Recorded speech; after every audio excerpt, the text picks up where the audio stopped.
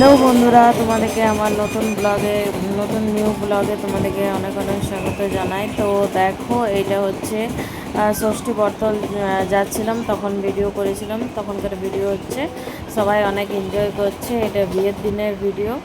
তো দুপুর 2টোর সময় আমরা যাচ্ছিলাম সবাই ষষ্ঠী বর্তল, ওখানে পুজো হবে। ওখানে পুজো করার পরে তারপরে বাকি আরও অনেক লেগ আছে, যেমন জলসাইতে যাওয়া, তারপরে আরও অনেক কিছু লেগ আছে। তো সেই লেগগুলোর ভিডিও আমি এখন দিতে পারছি না, কারণ ওই ভিডিওগুলো আমার কাছে নেই। ওগুলো সব যারা ভিডিও রেকর্ডিং করছিল ওদের কাছে আছে, ওদের কাছ থেকে নিয়ে তারপরে তোমাদের কাছে অবশ্যই সব ভিডিওগুলোই শেয়ার করব। আর কারণ সবারই তো কালচার আলাদা আলাদা হয়, তো সেই জন্য। আর সবাই দেখো কত এনজয় করছে, সবাই নাচ করে করে যাচ্ছে। আর দেখো, এটা হচ্ছে দিদিদের ষষ্ঠী বর্তল, কত সুন্দর জায়গাটা, তাই না? এমনি তো গ্রাম বললে তো গ্রামের পরিবেশ আমরা শহরের পরিবেশের থেকে আলাদাই হয়। সেই জন্য গ্রামের পরিবেশ আমাদের সকলেরই পছন্দ হয়। আমার তো খুব ভালো লাগে গ্রামের পরিবেশটা, কারণ চারদিকে পুরো সবুজ, জল, এগুলো দেখতেও খুব ভালো লাগে। আর সত্যি এইসব জায়গাতে থাকলে মানুষের শরীর স্বাস্থ্যও ভালো থাকে। আমরা তো বাইরে থাকি, সেরকমভাবে চারদিকটা সবুজ তো দেখা যায় না। এই গাড়ির পলিউশন, ঘর বাড়ি সব গাছ কেটে দিয়ে ঘর বাড়ি করছে, কিন্তু গ্রামে গেলে এই জিনিসটা এখনও দেখা যায়, এখনও চারদিকটা সবুজ, খুব ভালো লাগে দেখতে। আর দেখো, এখানে ষষ্ঠী বর্তলে এবারে সুতো বাঁধা হচ্ছে, ওখানে সুতো বেঁধে আর পুজো করা হবে। তো চলো, তারপরে এরপরে বাকি তো ভিডিওগুলো আমি তোমাদের কাছে এখন দিতে পারছি না, কারণ আমার কাছে নেই। তাই তো এরপরে চলে যাব আমরা বাড়ি যাওয়ার পরে রাতে সব সাজাগুজো করে প্যান্ডেল এগুলো হয়েছিল, এগুলোরও কিছু কিছু ভিডিও আমি শেয়ার করেছি। তো সবাই মিলে 7-9 জন এইভাবে সুতোটা ধরে পুজো করা হবে, দিদি পুজো করছে। আর তোমাদের ভিডিওগুলো দেখে কেমন লাগলো অবশ্যই কমেন্টে জানিও। আর দেখো, ব্রাইডালকে সাজানো হয়ে গেছে, কত সুন্দর লাগছে। আর দেখো, এটা হচ্ছে প্যান্ডেল। আর ওইদিকে দেখো, আমার বরবাবু চলে যাচ্ছে, কারণ বরযাত্রী এসে গেছে, বর ঢুকে গেছে। আমরাই তো কন্যাদান করেছিলাম, তো সেই জন্য বর ছামড়াতলাতে বসে আছে, সেই জন্য যাচ্ছে, কারণ ওর এরপরে অনেক লেগ নিয়ম আছে ওর ছামড়াতলাতে। তো সেই জন্য আগেই চলে গেলো। আমি একটু পরে যাব, আমি যাব যখন মেয়েকে নিয়ে যাব তখনই যাব আমি। আর তার আগে ওরই নিয়ম আছে, ও করবো ওগুলোর ভিডিও আমি তোমাদের সাথে অবশ্যই শেয়ার করব পরে পরে সব।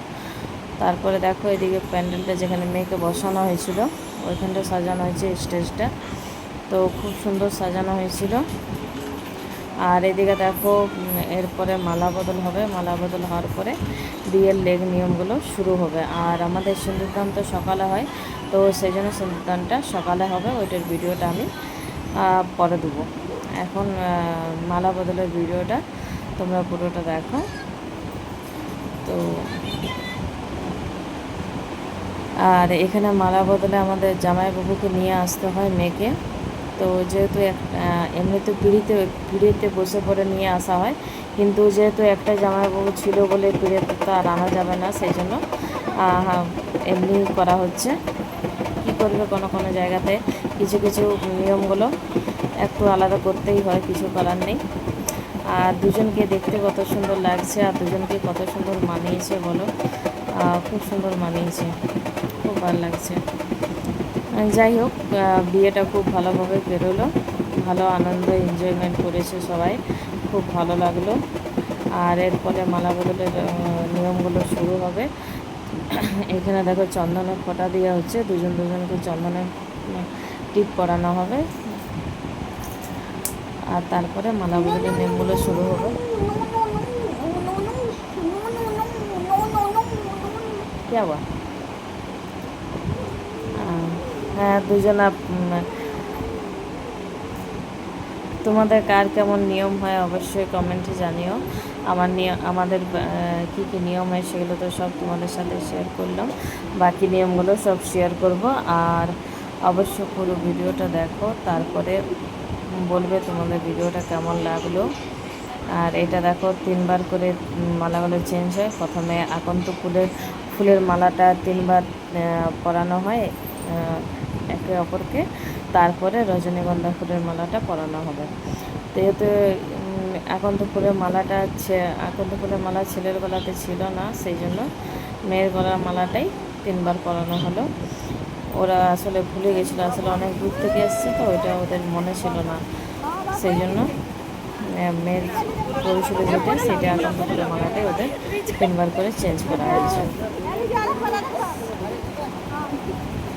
তুমি হাতটা নিচে বাবা না বলে দিও হবে কি যাও কোথায় নিয়েছি